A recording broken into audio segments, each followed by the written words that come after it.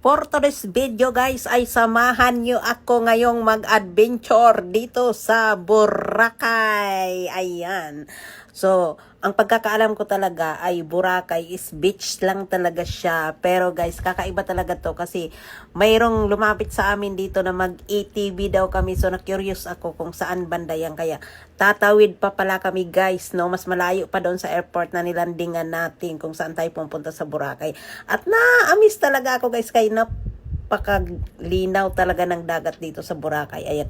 Sumakay na kami ng speedboat. Ayan. So, speed yan guys ha. Kasi kung hindi yan speedboat, lowboat yan.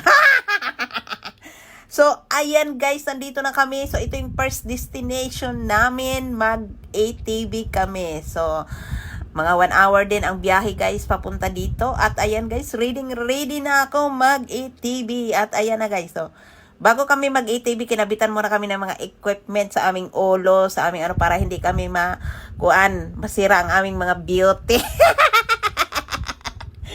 So ayun na nga guys, no, hindi ko na ipapakita sa iyo kung paano ako nag-ATV. So guys, ayaw kong sumakay dyan kasi nga takot ako. So, kung pag binigyan nyo ako ngayon ng million star, sasakay ako dyan. At dahil na rin sa mga inganyo sa akin na masarap daw talaga sumakay dito sa zipline, no? Ayan guys, napasakay talaga ako nila. Pero syempre, dahil first time ko talaga, kabado talaga ako dito guys, no? Pero syempre, naisip ko, okay, wala namang nangyari sa kanila guys. Kaya naisip ko, kaya nila, ako pa kaya. Char, o diba, adventure yarn. So, sobrang kinabahan talaga ako at the same time na parang excited for the million views. O, ganarn. Dahil nga mukha tayong mga pera. O, diba? Go, kuya. Coming nung coming. Enjoy, ma'am. Do you ride? Bye. Hey, wow. Sorry ako sa hallelujah! Hallelujah!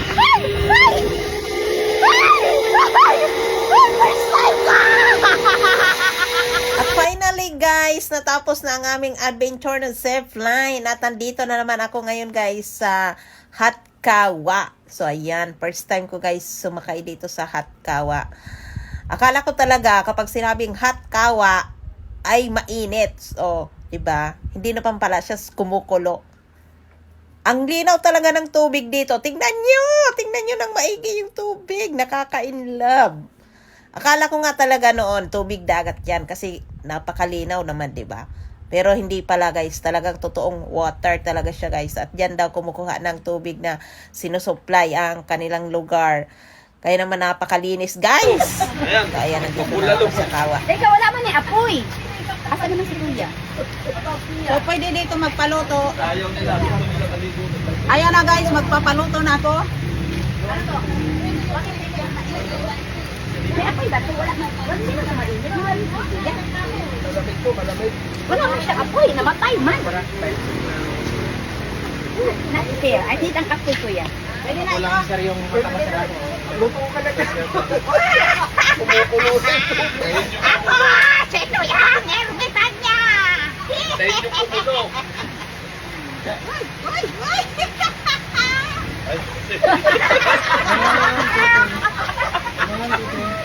Kuya, wala na apoy.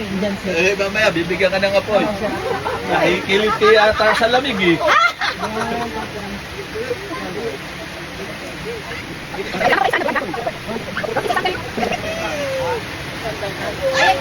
Ay, mamukha ka man, uy! Kuya, ako din mag-ano ako, hindi ako makahiga. Wala akong apoy. Saan yung guide niyo, ma'am? Yung pang-picture niyo, ma'am? Hindi ba, yung apoy ba?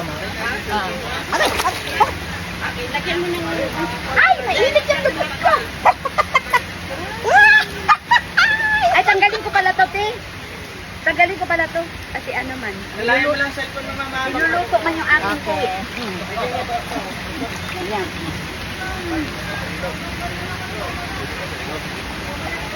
Ayan, te, ano.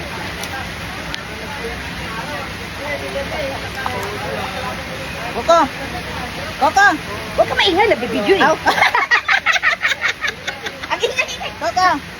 Dali lang. Tapusin mo muna yung video ko.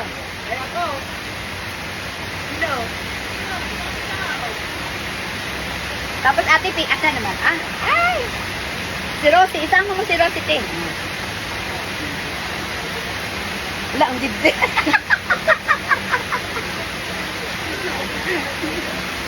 Oh, ako naman, i-ano ako. Okay. Kuya, lagyan mo lahat ang ulo ko ng bulaklak. Tapos umiyak ka.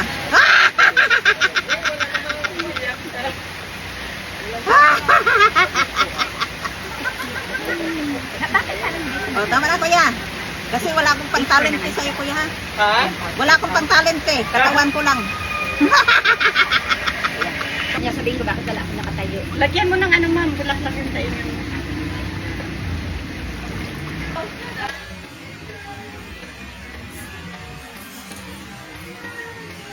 At ang pang-apat na adventure ay dito na naman sa tubig tatalon. At syempre, hindi ako tumalon kasi hindi naman ako marunong lumangoy. Kaya ang ginawa namin dito guys, ang una munang nag-crystal kayak ang aking kasama. Crystal ba to? Hindi naman to crystal kayak lang.